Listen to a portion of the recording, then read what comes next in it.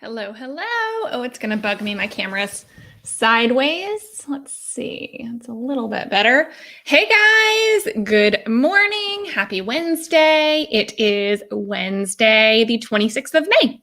And we're going to be talking about, today we're going to talk about going deep into 1099 contractors versus W-2 employees. I get this question all the time. And this is something that actually is constantly evolving. And so there's a lot of things to be aware of. So even if you've made this determination at some point in time, some of the new things coming out, you might need to be reevaluating and making sure that you are still, handling things the proper way. So when you get here, tell me hello, let me know you're here. Tell me where you're watching me from. Right now, I am currently live on my YouTube channel.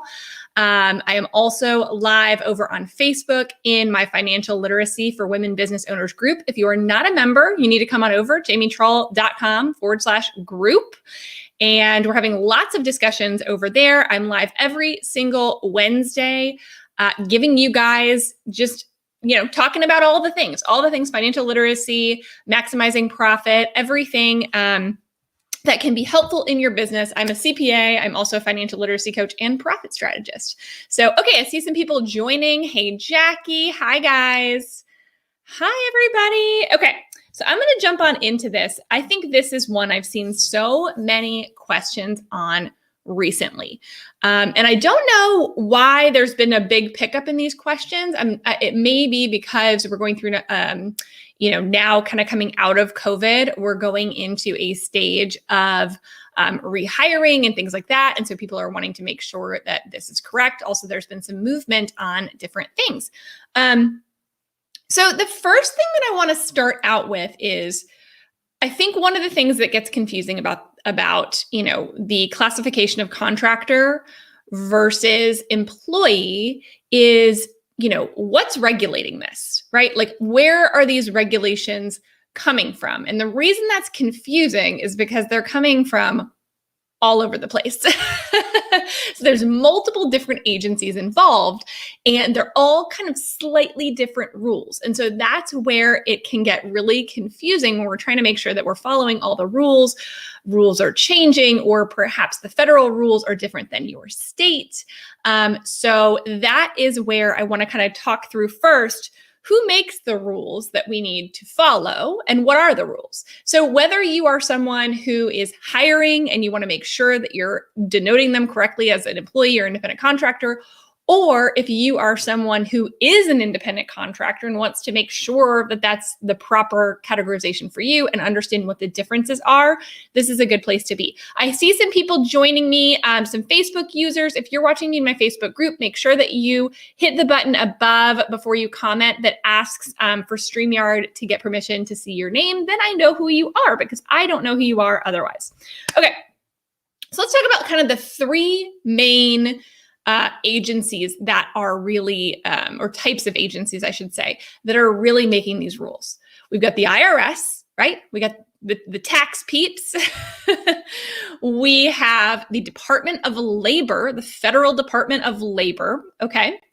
And then we have also got the states, the state departments of labor generally, who are all going to be involved in what is an independent contractor or not. So, that's the IRS, the Federal Department of Labor, and then your state Department of Labor's.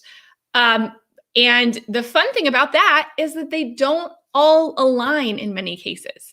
Sometimes they'll be broadly aligned, but even the Federal Department of Labor and the IRS have slightly different determinations. And so I think that's one of the things that drives people a little bit crazy. It's also especially in the case of the IRS, it's very, very subjective. So a lot of people ask me for what's the definitive list? Where's the checklist? And I'm going to show you. I did make a graphic for you guys because I was asked for a graphic. So I made you guys a graphic. But it's not like there's not a bright line, right? There's not a bright line. They look at everything in totality, the type of relationship that you have with the person that is working for you to determine if they are a contractor or an employee. Now, when does this come up? right? Like when ultimately, and there's various different places that this may come up, maybe under IRS audit, right? If you've got a ton of contractor fees and no employees, they may look more into that under IRS audit. It also could be Department of Labor audit, which sometimes can be kicked off by maybe an employee complains or someone who thinks they should be an employee, a contractor complains. A lot of people do use a lot of businesses want to classify people as contractors, right? So that typically, and we'll talk about why in a second, ultimately it's cheaper and there's less requirements. So most businesses would rather have contractors than employees. It's going to cost them less. You don't have to worry about the fair, what is it? FSLA, right? Fair, let me make sure I say it right. Fair Labor Standards Act, FLSA. I don't know. You don't have to worry about any of that, minimum wage, all of those things, right? If they're a contractor, you don't have to pay payroll taxes on them, all the things. It's just cheaper to have people as contractors. But that's not necessarily what's best for the worker, right? So that's where these rules come into play for different reasons. So why does the Department of Labor care? Well, the Department of Labor wants you to follow the FSLA. It wants you to adhere to minimum wage and overtime laws, right? So those are put in place basically to advocate for workers to make sure that it's also where child labor laws and making sure that there are breaks and things like that come in. They want to make sure that that labor is fair, that we're not taking advantage of people who work for us. So that is why the Department of Labor cares, right? Then you have the IRS. Well, they care for a different reason, slightly less altruistic reason, right? They care because they're like, well, hey, wait a second. It's more likely, right, from a tax perspective, it is more likely that independent contractors will not pay taxes. Not to say that happens, right? But like it's harder for them because there's no wage withholding and things like that going on. So they would rather that employers pay those taxes on behalf of their employees. So when you're an employee, right, you pay half of your payroll taxes, your Social Security and Medicare, 7.65%, you pay half, and your employer pays half, the other 7.65% of Medicare and Social Security. However, if you are an independent contractor or self-employed, right, or business owner, you are paying both sides. You pay the employer and the employee side. So you pay the whole 15.3%. Now, the benefit to being an independent contractor, because that sounds like, well, why would anybody want to be an independent contractor? There are a lot of benefits to being an independent contractor as well. One benefit from a strictly taxation standpoint is the fact that you get to write off then all of your expenses against your income. So that may end up, garnering you more back, especially if you have a decent number of expenses in the work that you do. That may end up being better for you than your employer paying those taxes on your behalf. But it really just depends, right? So the IRS has one opinion, and both the IRS and the Department of Labor, for different reasons, would rather you classify people as employees. You, the business owner, would probably rather classify people as contractors if you can, right? You, the worker, might see both sides of it, right? Like you might say, well, there are certain things I would like about being an independent contractor. There are certain things I would like about being an employee. So it's kind of split for people who are actually doing the work, right? And it depends on what type of work you do and things like that, what would make the most sense for you. So those are kind of the different hands in the pot, right? And then the states are saying, well, wait a second, they care from both a taxation standpoint because it can impact state taxes as well. And they care from a following of, state unemployment, for example, unemployment insurance. If you're an employee, in general, your employer generally has to pay unemployment insurance for you. If you're a contractor, they generally don't, right? So there's a lot of reasons they all care, and they would all rather you have employees versus contractors, but that doesn't mean you can't have contractors, right? Certain states have made it more difficult. The one that comes to mind that most people know about is California has made it extremely difficult in a lot of situations. Now they've loosened it a little bit, so we'll talk about that in a minute, but they went real hard with AB 5, which basically made it almost impossible for certain industries to be able to classify people as contractors. But I will warn you guys that that tends to be the way that things look to be moving, is in the especially coming out of COVID. Okay. So especially coming out of COVID, a lot of people were put out of work, didn't have unemployment insurance, right? Didn't have, any of those kind of protections for them. And that was a problem. And then the federal government had to stand in and basically offer, pandemic unemployment assistance to people who normally who haven't paid into unemployment because they're independent contractors, right? And so I think even in the post-COVID world, we're going to see even more of a push towards classifying people as employees. Okay. So let's just real quick, we talked about Department of Labor, all the people who care about this and why they want you to have employees. Now here's my little thing. This is a thing. If you hear these words, if you say these words, it will make a CPA shudder. I'm gonna warn you. Please don't say 1099 employee. Please don't say it. Okay. You either have a W-2 employee, or just an employee, you can call them, or a 1099 contractor or an independent contractor, right? Don't say 1099 employee. It makes my face red. Right? So anyway, so those are some of the things that we're talking about here. So again, let's go over the reason it's different and why why most employers want independent contractors. You're paying less. You don't have to pay that 7.65% in Medicare and Social Security taxes, right? Your payroll taxes. The employee, the contractor is paying it all.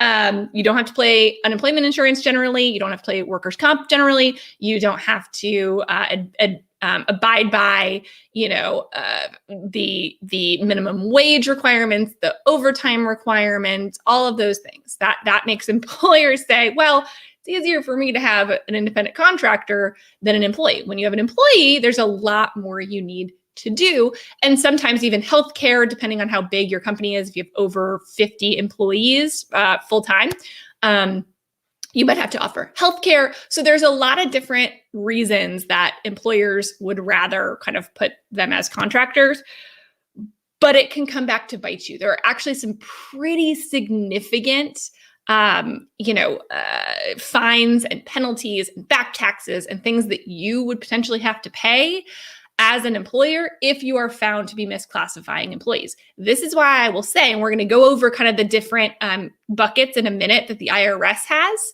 Again, they all have slightly different rules, but I will say, if you are, using independent contractors and you have not sat down and documented why, and I don't mean just in a contract where it says they're an independent contractor. That's not going to, if the substance of the relationship doesn't support that, a contract doesn't matter, you guys. Good to have, you still want to have it, but a contract is not going to support you in the case that all of, the evidence leads to them being a employee. So I want you to document it. What does document mean? I get a lot of questions about when you say document, what does that mean? Is there somewhere officially I'm filing something? No. Pull up a Google, doc on your computer or a Word doc and type in, say this independent contractor, and then write out the reasons that you think it supports them being an independent contractor. Okay. Have that documentation in case the Department of Labor ever comes, in case the IRS ever comes knocking, in case your state ever comes knocking. You're like, hey, I documented it. Again, just documenting it doesn't necessarily kind of like with a business expense, just documenting it as a business expense doesn't make it a business expense, but it'll make it easier for you to justify that it is one, right? Rather than having to all of a sudden be like, oh, I have, what do I do? Now I got to put something together. I don't know. Right. Yeah. So exactly. So Autumn says she had a company who did this. This is happening more and more. And I will tell you that workers are more aware of this now than they used to be. So what that means is when workers are more aware of especially post-COVID, they're more aware hey, I probably should have been an employee and this probably should have been handled differently. They're more likely to then, tip off the Department of Labor, the IRS, about that situation, which can lead to an audit. It happens a lot. They're not necessarily, they do random ones as well, but a lot of times they're based on tips that they're getting from people. So I want to go over, I'm going to pull it up right here. And this is the IRS test, you guys. And I will also post this in the Facebook group if you're not in it. Again, jamietrull.com/group. And so, yes, so this is what you want to do. Okay, so here is the employee versus contractor. These are the IRS rules. There's been some changes, right? There has been some changes around, or there are some differences with the Department of Labor, but generally, these are kind of the things you need to be thinking about and documenting through. Okay. Now they were going to be changing the Department of Labor. There was a whole new way they were going to be using basically 5 factors. 2 were going to be the most important. They just got rid of that in May. So there are things still moving, but in general, from an IRS perspective, again, your state might be more stringent. And I've got another slide on states that are a little bit more stringent. So you want to make sure you're also checking with your state. But this is kind of the determination. And, you know, as April says, it's not a choice, it's a determination. So you have to go through the factors and determine it out. It's not like you can just necessarily choose. Now, there are some that will be right on the line, right? Where you're like, it could go either way, in which case documentation is going to be important. And I would align with the person that is working for you, right? Because again, in some cases, again, not a choice, but if you're on the line, it is good to know what their preference is, or if they are working with other people as in a specific capacity, then that gives a little bit more support. So, okay, let's talk about the 3 kind of, the 3 different, I guess, controls that we need to work through. So they're going to look at behavioral control, financial control, relationship control. Again, this is the IRS. It's general. It's an overall determination. There's not one of these things that would necessarily, invalidate it.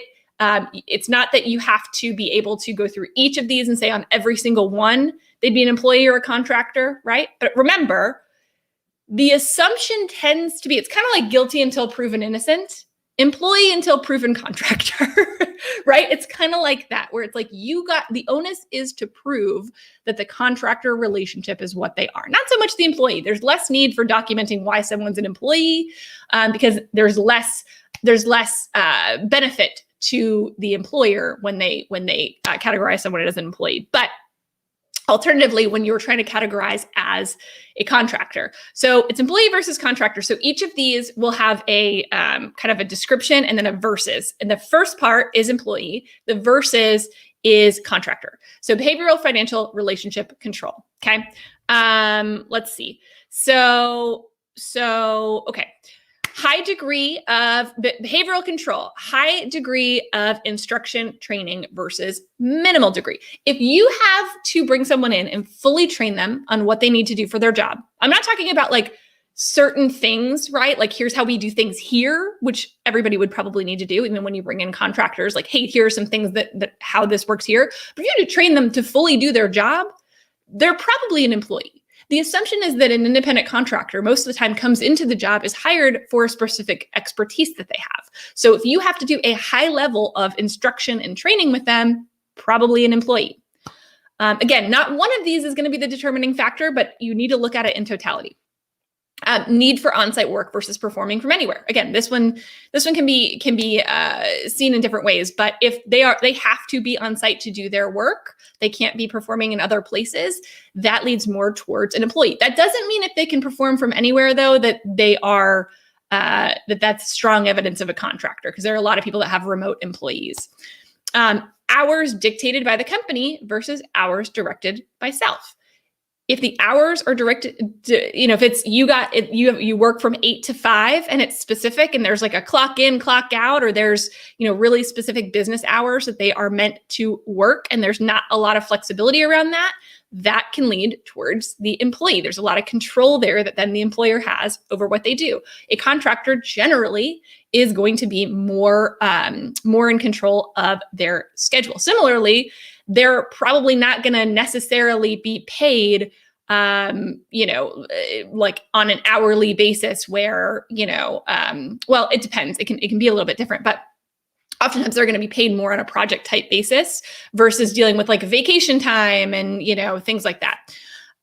So specified way the work is to be done versus more control by the worker. Okay. So specified way the work is to be done. If it's like, here's here is exactly what you need to do. Like, not just, oftentimes independent contractors are brought in to say, okay, I'm going to help with marketing. And they are the ones that are determining how best to do the work because they are the experts, versus somebody coming in and being given like, here's your, procedures and checklists that you need to follow and all the things that you need to do, right? It's kind of like, how much control? Is it macro level? Like, okay, here's the big picture. We just need to get to the end goal and you need to get us there. Or is it, here's exactly how you need to get to the end goal? That can be a determinant. So that's all along behavioral control. There are other things, but those are some of the big ones to really think about. How much behavioral control do you have around those people? Now let's go to financial control. Also really important, right?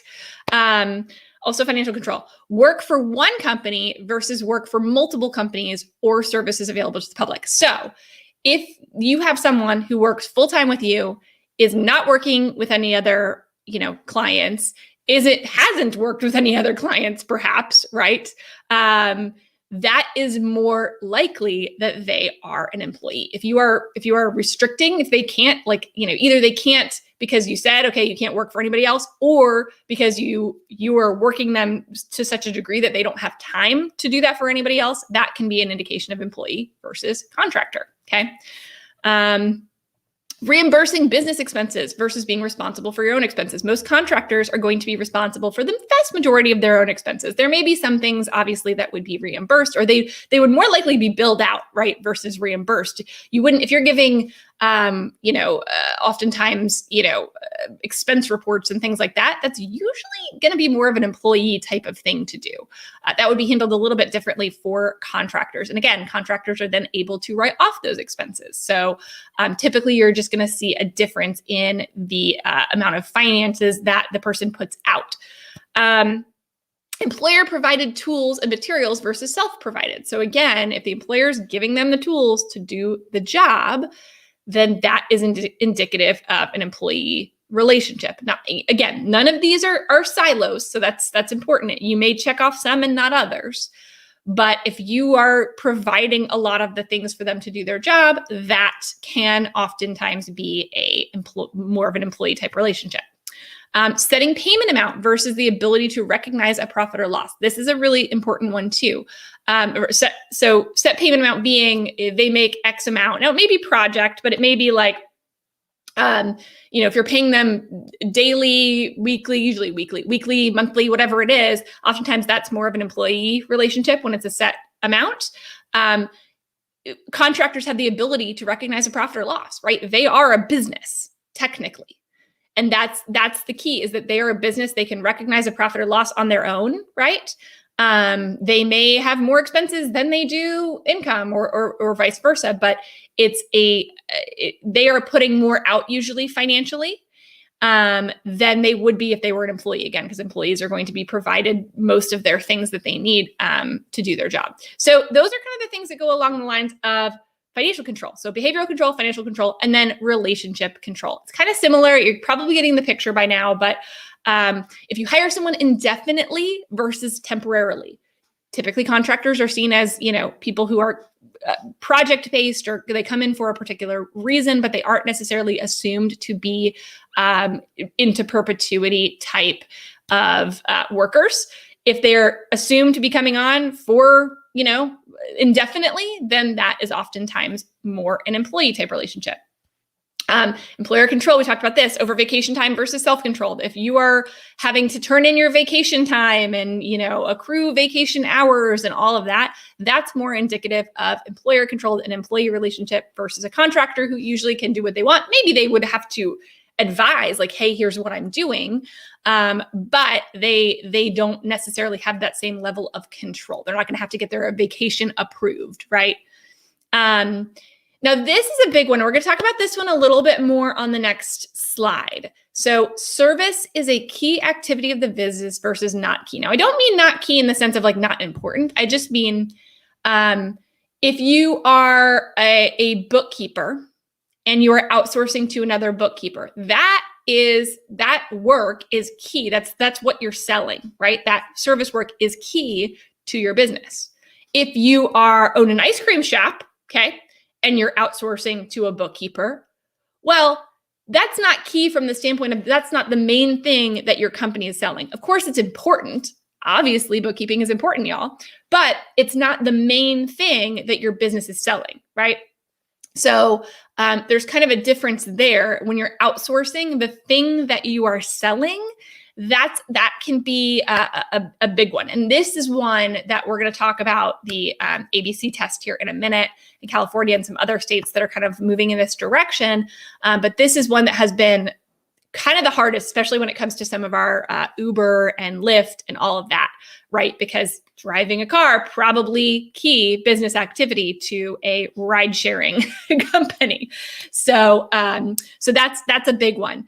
And then relationship control, can't terminate work without liability versus may have contractual liability, or can terminate work without liability versus may have contractual liability to finish work. Meaning contractors are typically under obligation to finish the work that they have provided. The contract will usually say, if we don't do this, here's what happens.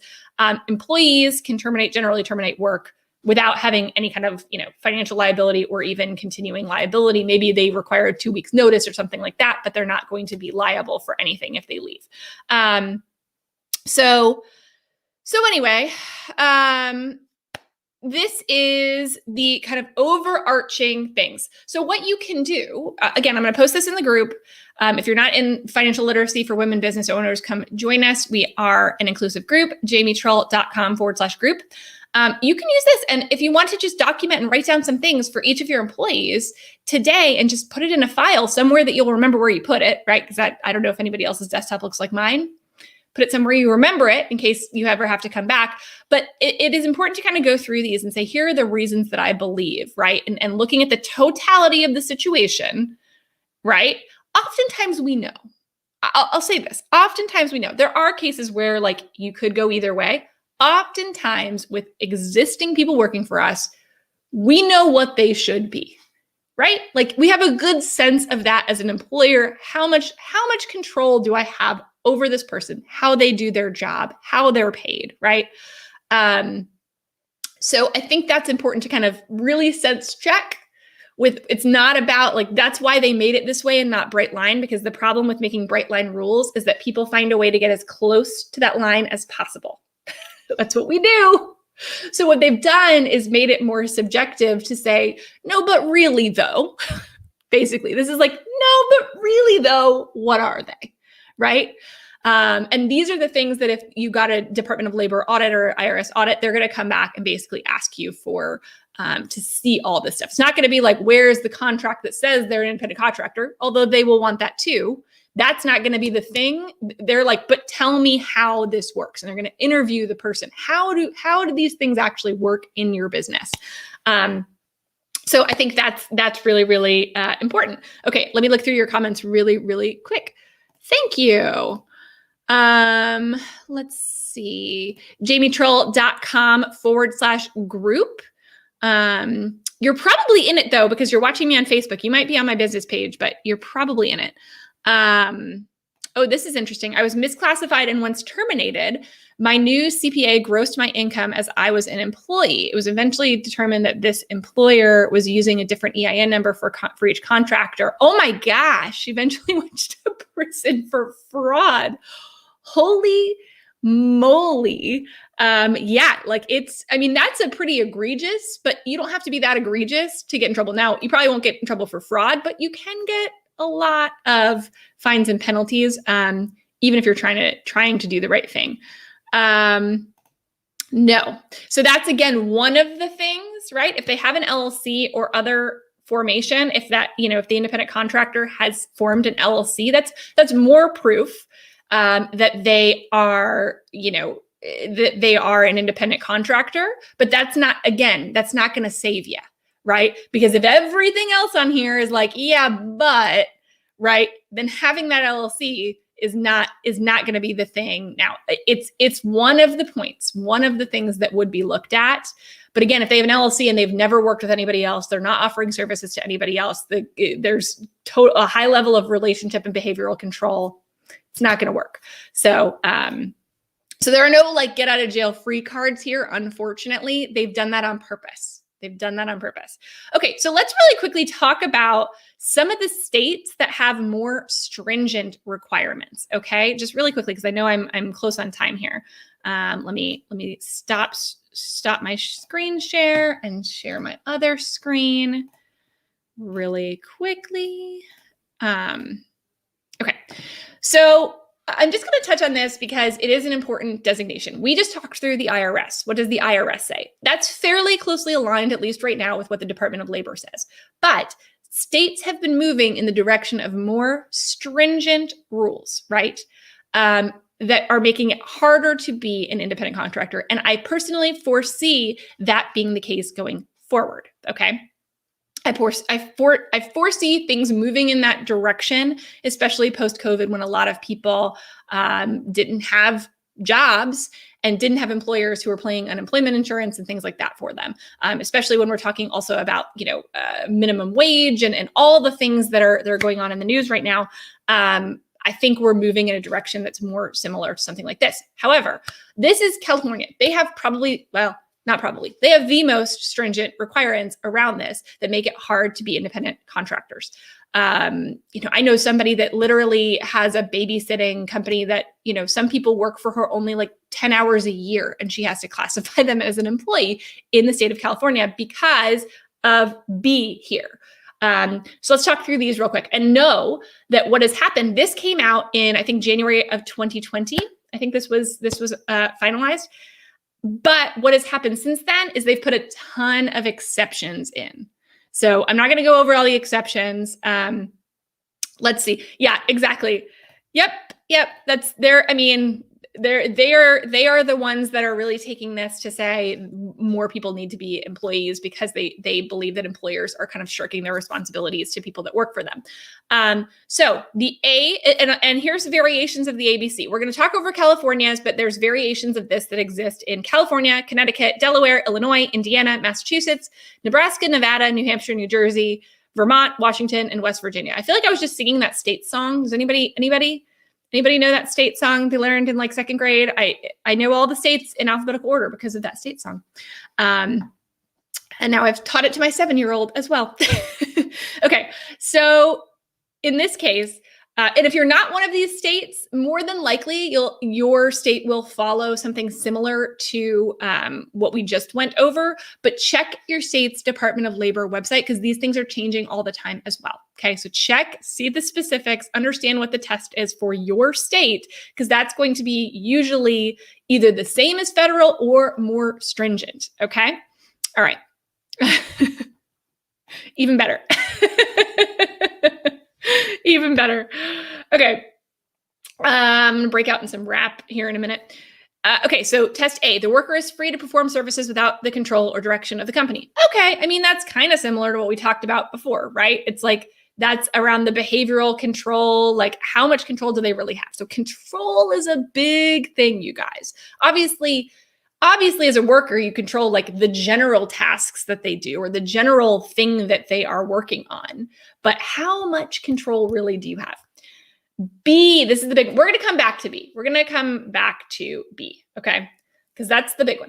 C, the worker is customarily engaged in an independently established trade, occupation, or business of the same nature as that involved in the work performed. So this is where like having an LLC, working with other clients, et cetera, can help you with C. If you have a demonstrated ability of working, being available for working with others or having done that work for others in this type of capacity, that can help you. B, though, this is the one that's been fought over a lot, and where it's put a ton of different caveats in here and exceptions for different industries. B, the worker is performing work tasks that are outside the usual course of the company's business activities. Right? Those core activities. So if you're a wedding planner and you outsource to other wedding planners or wedding professionals to help you, but you're the one, charging for it and everything like that, then it's harder to make those people into contractors. And so this is the one that really was hard. Like if you're hiring an admin assistant for your work, okay, fine. That's more likely, although you have to look at the other two to see if they really are under your control. But if it's work that's key to what you're doing, and this is where it came in to be a big head with the whole Uber, Lyft, Grubhub, all of these, right, people who are driving their cars for these app services. And what they tried, which is a valiant effort, I will say, but Uber said, well, no.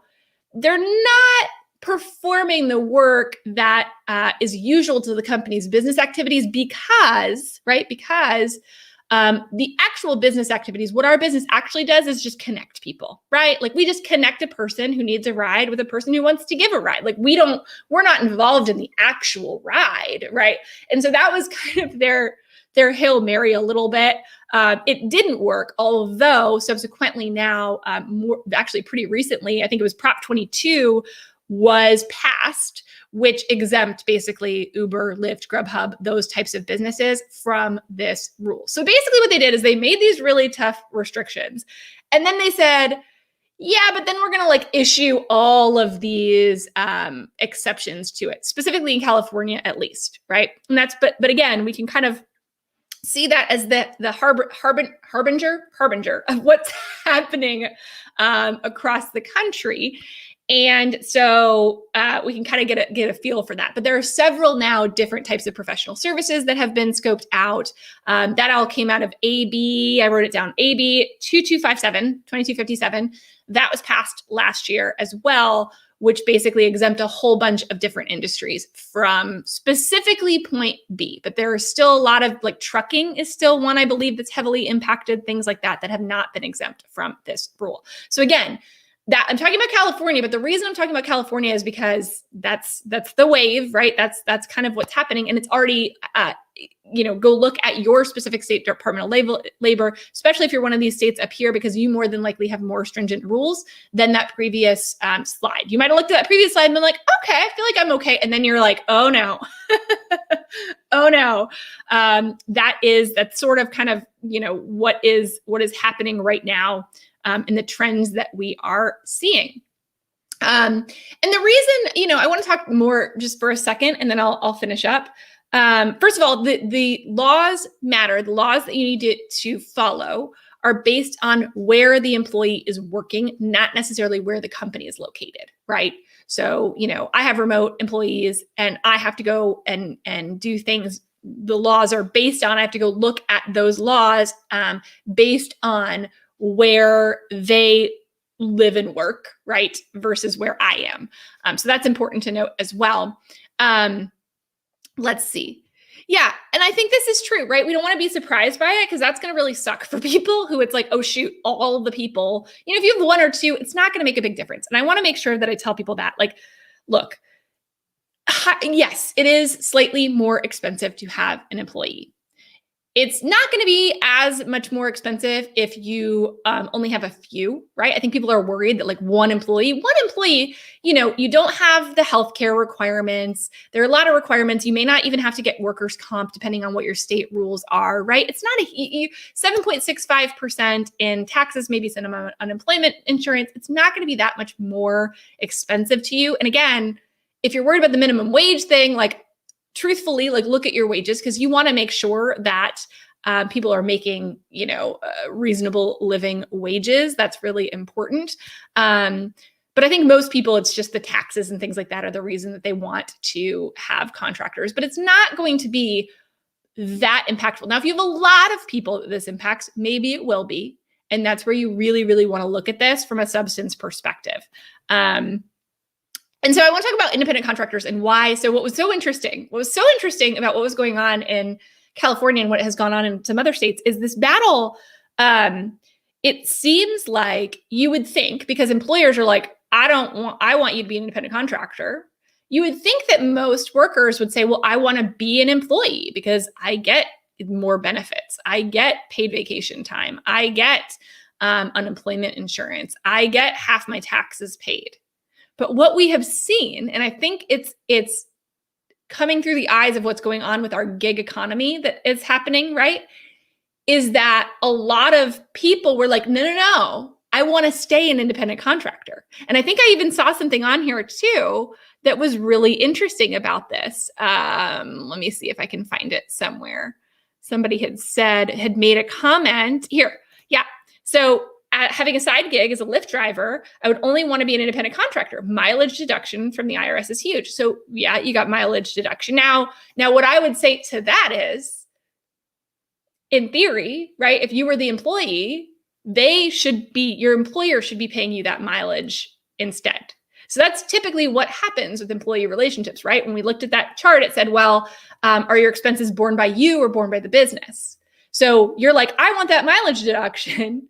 But you know what's better than a mileage deduction? Having your mileage fully paid by your company. So I think it's a very interesting thing. And I think that the reason is actually more psychological than it is numbers. This is my attestation to it, because the idea of being an independent contractor to people signifies flexibility. I can work when I want. I'm not beholden to anybody. I can decide to work today or not work today. I don't have specific rules and policies and procedures and all that stuff that I have to follow, right? So I think that some people like that aspect. Now, I will say, it's not like, if they said, okay, Uber, you do have to make everybody an employee, that all of a sudden Uber would say, okay, well, now your work hours are 10 to 5 and they don't have to do that. You don't have to control the work of an employee, but you can. And I think that's the thing that they're worried about is, okay, if we're employees, it gives Uber, Lyft, whoever the right to, have more specifics around the things that I do. And I think that is why people are like, I don't want that. I've been in work environments like that. Like, I want to do my own thing. And so that's why. But it was such an interesting thing, because even drivers and different people who are 1099 contractors are wanting to stay 1099 contractors. I think there's also a worry of it'll be harder to get jobs if people have to pay employment taxes and things like that to hire me. It's going to be harder to get jobs. I think that's the other side of the coin too. But it was really interesting to see how even some independent contractors were fighting these rules that were meant for them. They're meant to protect workers, and some are saying, I don't want it. So I think that's just a very interesting thing about where we are in this time and place in the world, and how things really are. Okay. Yeah, it's just interesting. Yeah. So I'm glad. I mean, that is just sort of my read on the situation, but I do still think that we're going in the direction of more people, more rules around when you can and cannot do this. So it's just something to always be aware of in your business, and make sure you've documented, you guys. So I'm going to post both of these slides in the group. If you're not in financial literacy for women business owners, jamietrull.com/group. I will link to it in the comments to this video as well, so that you can easily find the post, and I will pin it to the top of the group. So anytime you're wanting to see announcements in the group, just go to the announcements tab and it will also be there. Okay, guys. All right. You guys are awesome. Glad to have you here. And yeah, and I hope everybody has a really great Memorial Day weekend. I'm headed back to Atlanta. That's where I lived for 10 years. Haven't been back there in years. So I'm super excited for that. So hopefully you guys have some fun plans too. Talk to you later.